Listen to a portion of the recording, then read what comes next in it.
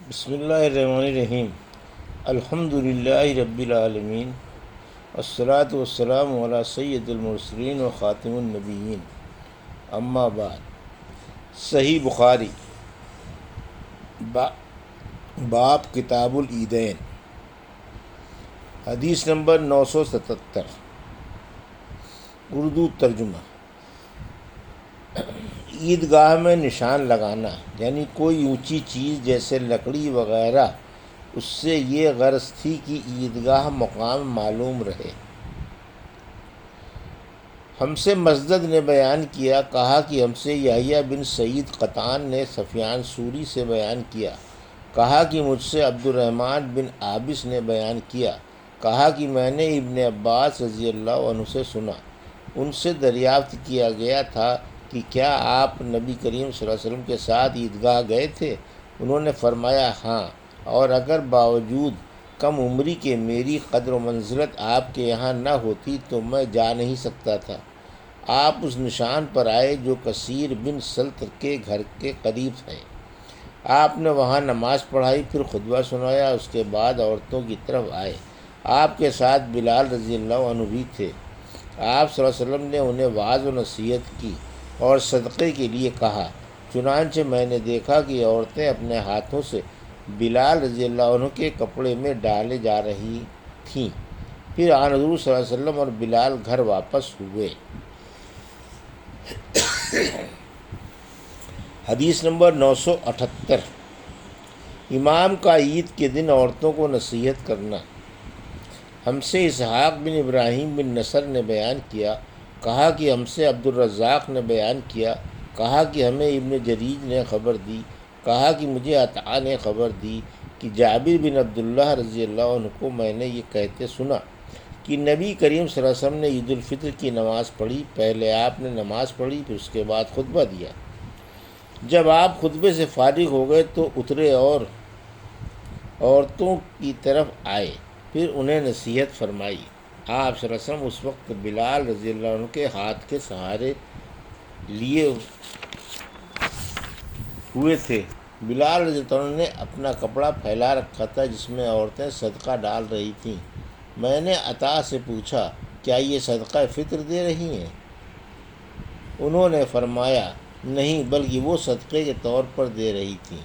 اس وقت عورتیں اپنے چھلے وغیرہ برابر ڈال رہی تھیں۔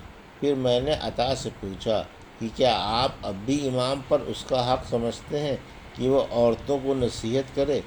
انہوں نے فرمایا ہاں، ان پر یہ حق ہے، اور کیا وجہ ہے کہ وہ ایسا نہیں کرتے۔ حدیث نمبر 979، اردو ترجمہ۔ ابن جریج نے کہا کہ حسن بن مسلم نے مجھے خبر دی، انہوں نے طاؤس نے انہیں حضرت عبداللہ بن عباس رضی اللہ عنہ انہوں نے فرمایا میں نبی کریم صلی اللہ علیہ وسلم اور ابو بکر، عمر اور عثمان رضی اللہ عنہ کے ساتھ عید الفطر کی نماز پڑھنے گیا ہوں۔ یہ سب حضرات خطبے سے پہلے نماز پڑھتے اور بعد میں خطبہ دیتے تھے۔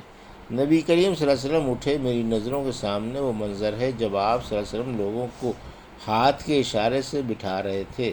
پھر آپ صلی اللہ علیہ وسلم صفوں سے گزرتے ہوئے عورتوں کی طرف آئے۔ آپ کے ساتھ بلال رضی اللہ عنہ تھے۔ آپ صلی اللہ علیہ وسلم نے یہ آیت تلاوت فرمائی، اے نبی، جب تمہارے پاس مومن عورتیں بیعت کے لیے آئیں الا یہ۔ پھر جب خطبے سے فارغ ہوئے تو فرمایا کیا تم ان باتوں پر قائم ہو؟ ایک عورت نے جواب دیا ہاں، ان کے علاوہ کوئی عورت نہ بولی۔ حسن کو معلوم نہیں کہ بولنے والی خاتون کون تھی۔ آپ صلی اللہ علیہ وسلم نے خیرات کے لیے حکم فرمایا، اور بلال رضی اللہ عنہ نے اپنا کپڑا پھیلا دیا اور کہا کہ لاؤ، تم پر میرے ماں باپ فدا ہوں۔ چنانچہ عورتیں چھلے اور انگوٹھیاں بلال رضی اللہ عنہ کے کپڑے میں ڈالنے لگیں۔ عبد الرزاق نے کہا، فتح بڑے چھلے کو کہتے ہیں جس کا جاہلیت کے زمانے میں استعمال تھا۔ حدیث نمبر 980، اردو ترجمہ۔ اگر کسی عورت کے پاس عید کے دن دوپٹہ یا چادر نہ ہو۔ ہم سے ابو معمر نے بیان کیا، انہوں نے کہا کہ ہم سے عبد الوارث نے بیان کیا، انہوں نے کہا کہ ہم سے ایوب سختیانی نے حفصہ بنت سیرین کے واسطے سے بیان کیا۔ انہوں نے کہا کہ ہم اپنی لڑکیوں کو عیدگاہ جانے سے منع کرتے تھے۔ پھر ایک خاتون باہر سے آئیں اور قصر بنو خلف میں انہوں نے قیام کیا۔ میں ان سے ملنے کے لیے حاضر ہوئی تو انہوں نے بیان کیا کہ ان کی بہن کے شوہر نبی کریم صلی اللہ علیہ وسلم کے ساتھ 12 لڑائیوں میں شریک رہے اور خود ان کی بہن اپنے شوہر کے ساتھ 6 لڑائیوں میں شریک ہوئی تھی۔ ان کا بیان تھا کہ ہم مریضوں کی خدمت کیا کرتے تھے اور زخمیوں کی مرہم پٹی کرتے تھے۔ انہوں نے پوچھا، یا رسول اللہ، کیا ہم میں سے اگر کسی کے پاس چادر نہ ہو اور اس وجہ سے وہ عید کے دن عیدگاہ نہ جا سکے تو کوئی حرج ہے؟ آپ صلی اللہ علیہ وسلم نے فرمایا، اس کی سہیلی اپنی چادر کا ایک حصہ اسے اڑا دے اور پھر وہ خیر اور مسلمانوں کی دعا میں شریک ہوں۔ حفصہ نے بیان کیا، پھر جب امام عطیہ یہاں تشریف لائیں تو میں ان کی خدمت میں بھی حاضر ہوئی اور دریافت کیا کہ آپ نے فلاں فلاں بات سنی ہے؟ انہوں نے فرمایا، ہاں، میرے باپ آپ صلی اللہ علیہ وسلم پر فدا ہوں۔ عطیہ رضی اللہ عنہ جب بھی نبی کریم صلی اللہ علیہ وسلم کا ذکر کرتی تو یہ ضرور کہتی کہ میرے باپ آپ پر فدا ہوں۔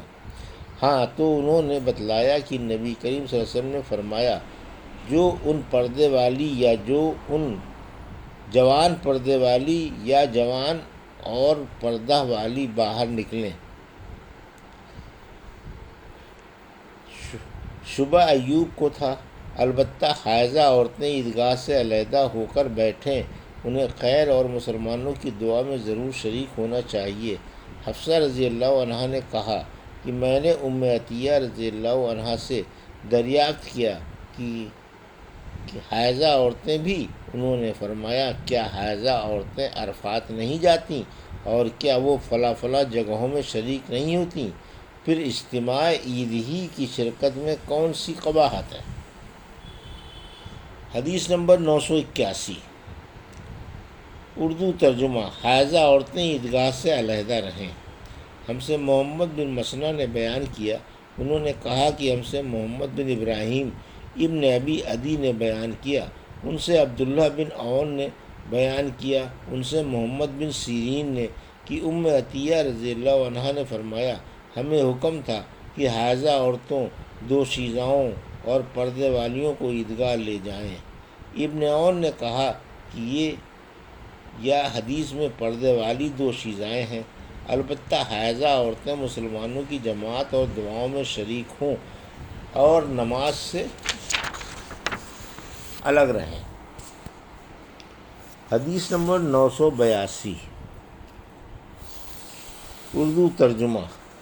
عید الاضحیٰ کے دن عیدگاہ میں نہر اور ذبح کرنا۔ ہم سے عبداللہ بن یوسف تنیسی نے بیان کیا، کہا کہ ہم سے لیث نے بیان کیا، کہا کہ مجھ سے کثیر بن فرقد نے نافع سے بیان کیا، ان سے ابن عمر رضی اللہ عنہ نے کہ نبی کریم صلی اللہ علیہ وسلم عیدگاہ ہی میں نہر اور ذبح کیا کرتے۔ حدیث نمبر 983، اردو ترجمہ۔ عید کے خطبے میں امام کا اور لوگوں کا باتیں کرنا اور امام کا جواب دینا جب خطبے میں اسے کچھ پوچھا جائے۔ ہم سے مسدد بن مسرحد نے بیان کیا، کہا کہ ہم سے ابو الاحوص نے سلام بن سلیم نے بیان کیا، کہا کہ ہم سے منصور بن معتمر نے بیان کیا کہ ان سے عامر شعبی نے، ان سے براء بن عازب رضی اللہ عنہ سے، انہوں نے فرمایا، نبی کریم صلی اللہ علیہ وسلم نے بقرہ عید کے دن نماز کے بعد خطبہ سنایا اور فرمایا، جس نے ہماری طرح کی نماز پڑھی اور ہماری طرح کی قربانی کی، اس کی قربانی درست ہوئی، لیکن جس نے نماز سے پہلے قربانی کی تو وہ ذبیحہ صرف گوشت کھانے کے لیے ہوگا۔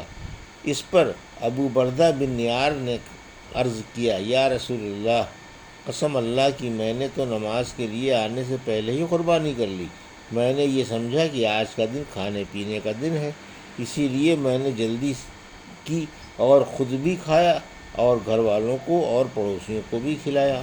رسول اللہ صلی اللہ علیہ وسلم نے فرمایا، میرے پاس ایک بکری کا سال بھر کا بچہ ہے اور وہ 2 بکریوں کے گوشت سے زیادہ بہتر ہے، کیا میری طرف سے اس کی قربانی درست ہوگی؟